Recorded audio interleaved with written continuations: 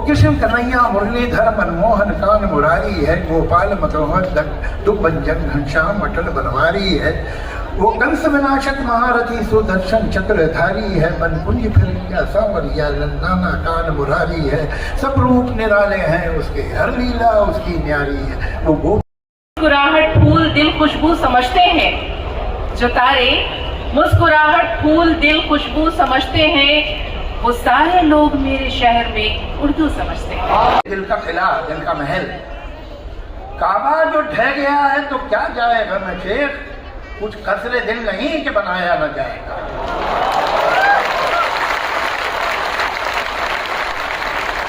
अब देखिए, निजात का मतलब है मोक्ष, कि भाई आपको जब मोक्ष मिलेगा तो ये दो तरह के लोग हैं, जो हिंदू होते हैं वापस आ जाते हैं, जो मुसलमान उधर ही रह जाते हैं। तो ये न सिर्फ हिंदुस्तान के राजाओं बादशाहों की दरबार थी, बल्कि सेंट्रल एशिया में भी वो लोग जिनकी मदर टंग उर्दू नहीं थी, इंक्लूडिंग मुगल, उनकी मदर टंग फारसी नहीं थी, लेकिन हर जगह इवन साउथ में पेशवा तो खुद ही एक लफ्ज है पर्शियन, पेशवा जो आगे हो पेश, तो ये उस तरह की लैंग्वेज ऑफ द एलीट जिसे कहते हैं, उनकी लिंगुआ फ्रंका थी और वो हर जगह इस्तेमाल होती थी। तो अवेलेबल थी ये स्क्रिप्ट, इस स्क्रिप्ट में लोग खड़ी बोली लिखने लगे। ये है बिगिनिंग उर्दू की खड़ी बोली जो हिंदुस्तान है। इसी खड़ी बोली को जब देवनागरी में लिखा गया कई सौ साल बाद, तो वो हिंदी कहलाई। उर्दू का तो पहला नाम हिंद भी है। तो ये सोचना कि कोई इम्पोर्टेड क्वालिटी है, ऐसा बिल्कुल नहीं है। ये जमीन की, और यही वजह है कि अगर इसे पेट्रोनेट बहुत जगह नहीं भी मिली और बरसों तक नहीं मिली, तब भी ये जबान मरी नहीं, इसलिए कि ये आम इंसान की जबान थी। इसकी पॉपुलैरिटी है जो हमारा हिंदुस्तानी सिनेमा है, हिंदी सिनेमा, आप उसमें देखिए, उसके गाने देखिए, उसके डायलॉग देखिए, उसमें देखिए। ये नहीं है कि वो प्योर तो कोई चीज़, प्योर के मैं नेहात खिलाफ हूँ जहाँ तक लैंग्वेज का ताल्लुक है। प्योर लैंग्वेज तो वो लोग इस्तेमाल करते हैं जिन्हें इस बात से कोई दिलचस्पी नहीं कि दूसरा समझ रहा है कि नहीं समझ रहा है। अगर आपको कम्युनिकेट करना है तो आपको अपनी ज़बान को संभाल के रखना होगा। ऐसे शब्द देने होंगे, ऐसे लफ्ज़ देने होंगे जो सबकी समझ में आते हो। और हमारे पास तो उर्दू के पास तो एक जुड़वा बहन है हिंदी, उसका पूरा फ़ायदा उठाओ, और हिंदी का फ़र्ज है कि उर्दू का पूरा फ़ायदा उठाए, तो दोनों की वोकेबलरी बहुत बड़ी हो जाती है, दोनों की शब्दावली बहुत बड़ी हो जाती है। तो आप देखेंगे कि यहाँ पर जो है, अगर गाना ले लो आज भी, हालांकि आजकल गाना लेना बहुत मुश्किल काम है, लेकिन फिर भी हिम्मत करके, तो उसमें आप देखेंगे कि उर्दू कैसे इस्तेमाल होती है। आप जो कमर्शियल चैनल हैं उनकी ज़बान को देखो, उनमें कैसे उर्दू इस्तेमाल होती है, उनके सीरियल्स में, उनके OTT परफॉर्मेंस में, ब्ला ब्ला। वो वजह ही ये है कि ये आम आदमी को अट्रैक्ट करती है, आदमी को पसंद। तो ये ज़बान, और इस ज़बान के बारे में कुछ ऐसा ख्याल हो गया है, ये गज़ल गाने वालों ने बड़ी बर्बादी की है। वो जब शराब चीज़ ही ऐसी है ना छोड़ी जाए, ये मेरे यार की जैसी है ना छोड़ी जाए, इस तरह की गज़लें गाए तो कम से कम यार का फर्ज बनता है कि गज़ल वाले को छोड़ दे।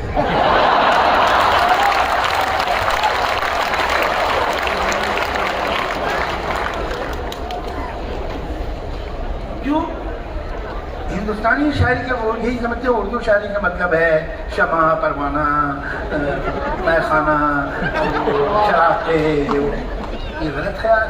50,000 रुपये आए हैं तरफ से। दो बातें, एक तो क्या है कि गज़ल का फॉर्म ऐसा है कि उसमें 2 लाइन में आपको पूरी बात करनी पड़ती है। तो जब 2 लाइन में आपको पूरी बात करनी पड़ती है तो उसके सिंबल बनाने पड़ते हैं ताकि लोग समझ जाएं कि इस सिंबल का मतलब क्या है। कमाल ये है, और इस बात पे मुझे बहुत घमंड है, मेरी तो मातृ ज़बान उर्दू है, और मैं बहुत इस बात पे गुरूर करता हूँ कि दुनिया में जितनी ज़बानें हैं वो आमतौर से शुरू हुई हैं, बड़ी बड़ी ज़बानें, वो ग्रीक हो, लैटिन हो, इंग्लिश हो, हिंदुस्तान की जितनी ज़बानें, वो शुरू होती हैं, शुरू में वो रिलीजियस पोइट्री से, हिंदी से, हमद और भजन ये सब होते हैं। फिर धीरे धीरे धीरे धीरे वक्त के साथ दूसरे टॉपिक आना शुरू होते हैं। मगर आप अगर हिस्ट्री देखेंगे लिटरेचर की, इंटरनेशनल लिटरेचर की, तो पोइट्री आमतौर से शुरू हुई है in the praise of God और द डीटीज और द प्रॉफिट ऑफ व्हाटएवर। ये एक जबान है जो पहले दिन से एग्नोस्टिक थी। ये एक जबान है जो पहले दिन से मुल्ला का और शेख का मजाक उड़ा रही थी। ये जबान है जो पहले दिन से फंडामेंटलिज्म के खिलाफ लिख रही थी, पहले दिन। ये मीर से भी पहला शायर है ताहिर, शेर सुनिए उसका कि काबा जो ढह गया है तो क्या जाए गम शेख, कि अगर काबा टूट गया है, गिर पड़ा है, तो ऐसे कौन से गम की जगह है, ये कौन सी गम की बात है। कसरे दिल, दिल का किला, दिल का महल, काबा जो ढह गया है तो क्या जाए गम शेख, कुछ कसरे दिल नहीं कि बनाया न जाएगा।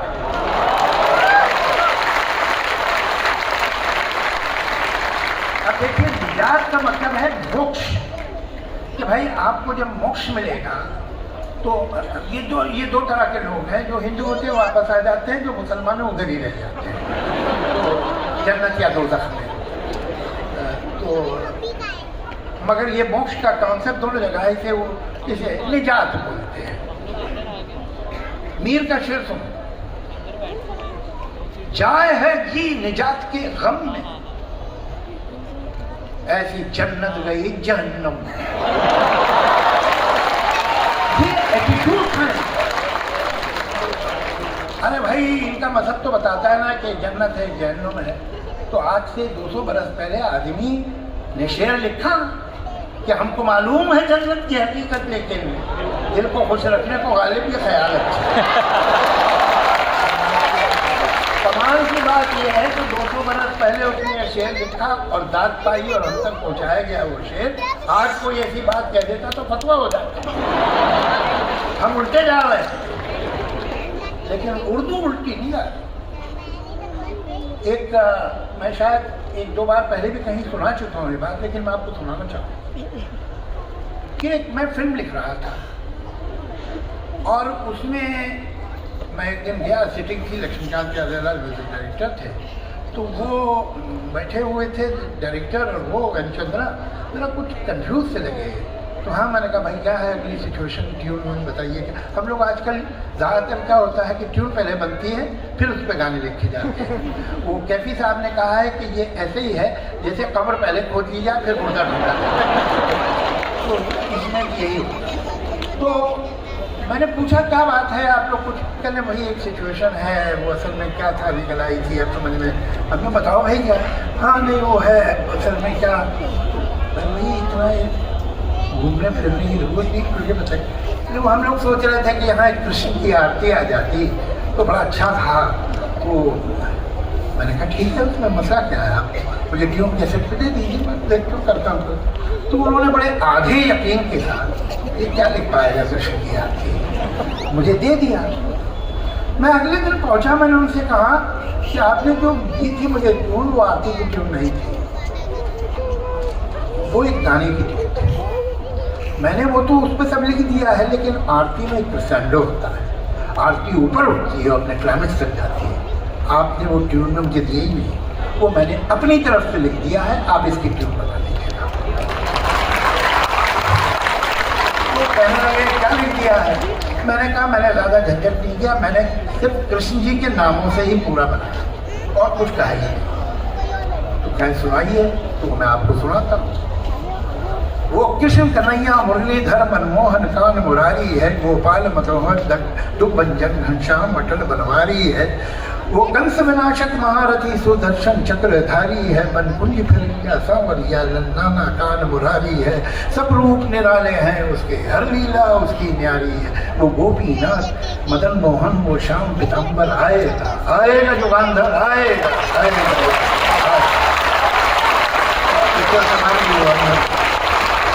तो बड़े हैरान हो गए दोनों, कहने भाई कृष्ण जी के तो हमें भी इतने नाम नहीं मालूम, आपको कैसे मालूम। मैंने कहा उर्दू पढ़ता हूँ इसलिए मालूम। ये हकीकत कि हमारे उर्दू में चाहे वो राधा कृष्ण हो, शिव पार्वती हो, या दिवाली, होली, जन्माष्टमी, आपको जैसी नज़में मिलेंगी, मैं यहाँ जिम्मेदारी से बोल रहा हूँ कि होली पे उर्दू से बेहतर हिंदुस्तान की किसी जबान में शायरी नहीं मिल सकती है। और जो 200 साल पुरानी, 300 साल पुरानी नज़ीर की पोइट्री, आप बनारस के घाटों पे जो पोइट्री उर्दू की है, बनारस के मंदिरों पे जो पोइट्री, ये जो इसका जो दूसरा रूप है, जो हिंदुस्तान का 200 बरस का स्ट्रगल रहा है अंग्रेज के खिलाफ, उसके हर मोड़ पे, उसके हर वाक़े पे, उसकी हर बगावत पे उर्दू में क्या लिखा गया है, कैसी शायरी हुई है, ये लोगों को मालूम नहीं।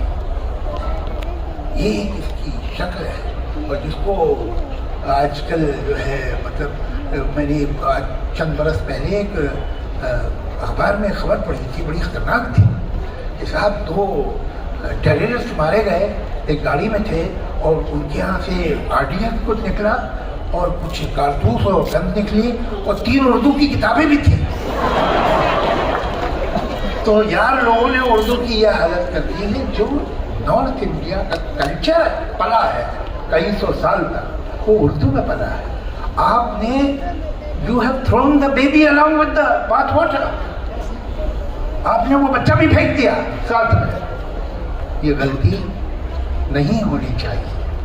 और शुक्र है कि हमारे पास आज भी संजीव सराफ साहब जैसे लोग हैं, और जब तक वो हैं मैं समझता हूँ कि उर्दू को मुस्तक़बिल और उर्दू की ज़िंदगी पे कोई शक नहीं कर सकता है। और जब तक ये देखे, इतने नौजवान लोग, ठीक है जो बुजुर्ग हैं, मेरी उम्र के हैं, उनको करने को ज़्यादा होता भी कुछ नहीं है, अलग बात है, लेकिन तुम लोगों के पास तो बहुत कुछ है, फिर भी यहाँ आए हो, तो इसका मतलब है कि कहीं शायरी से, पोइट्री से, लिटरेचर से दिलचस्पी है ना। मुझे रोज़ 5 से 10 पोइट्री की कोच आती हैं, लेटर आते हैं जिनमें शायरी होती है, नौजवान लड़कियों की। और जहाँ ये देखकर खुशी होती है कि उनमें पैशन है, लिखने का शौक़ है, वहाँ देखकर ये भी दुख होता है कि क्योंकि इन्हें बचपन से ट्रेनिंग नहीं दी गई या इन्हें बताया नहीं गया, तो इन्हें क्राफ्ट और टेक्निक